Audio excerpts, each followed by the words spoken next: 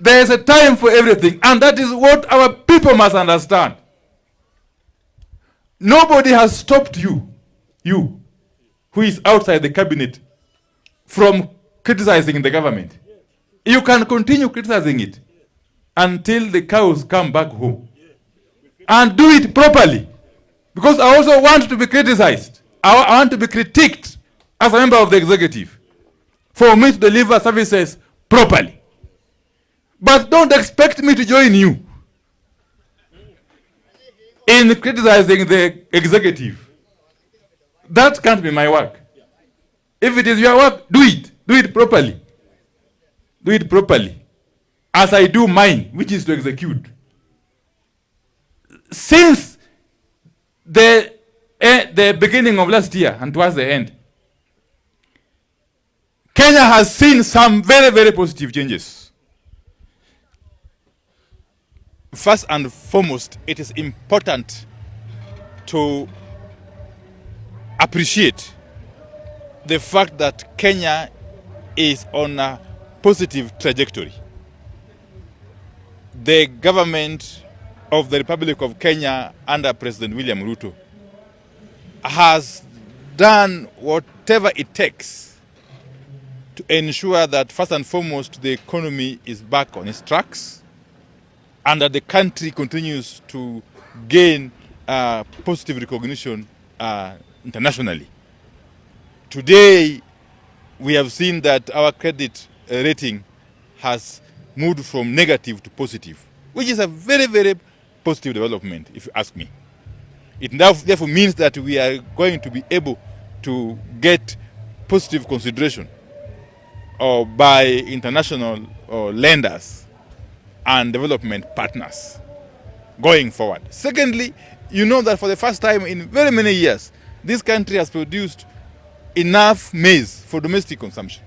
And therefore, this country will spend very little money, if any, in maize imports. Similarly, we have been able for the first time in so many years to produce enough sugar for domestic consumption. All these are work towards ensuring that we save our foreign exchange and build the economy. So the economy itself is on a rebound. And everybody is going to appreciate this in the fullness of time. So the government is doing a lot that needs to be appreciated, even though we can't stop those who want to criticize. Criticizing is normal, it's expected. It's expected. And in fact, it's the work of the parliament, both National Assembly and Senate, to oversight the government, oversight the executive. Okay? That is the work of the National Assembly and the Senate. In the same manner, it is the work of the county assemblies to oversight county executives. But to expect me, as a member of the executive, to participate in the criticism of the government that I serve in is to stretch the imagination too far. It is actually to be delusional. It is actually to betray the very principles of democracy that we have been fighting to safeguard all these years. So those who are busy criticizing the government should continue doing so. Nobody has stopped them. Please continue doing so. But don't expect me to join you in criticizing the same government, the very government that I serve in. As a cabinet secretary, I've got more than enough avenues and platforms and fora for me to air my views.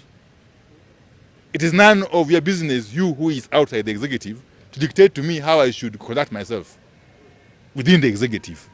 So you continue playing your role of criticizing the government or critiquing it. Okay? But please understand that I cannot join you. In any event, in my previous life as a member of parliament and as leader of minority party, I don't think there's anybody who could have taught me how to criticize. I was very good at criticism and oversight and critiquing. So there's nothing new you're teaching me.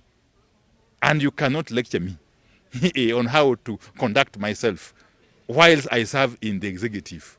It is not within your province to lecture me, okay, on how to carry myself while serving the government under the president. Okay? You do your role, I do mine.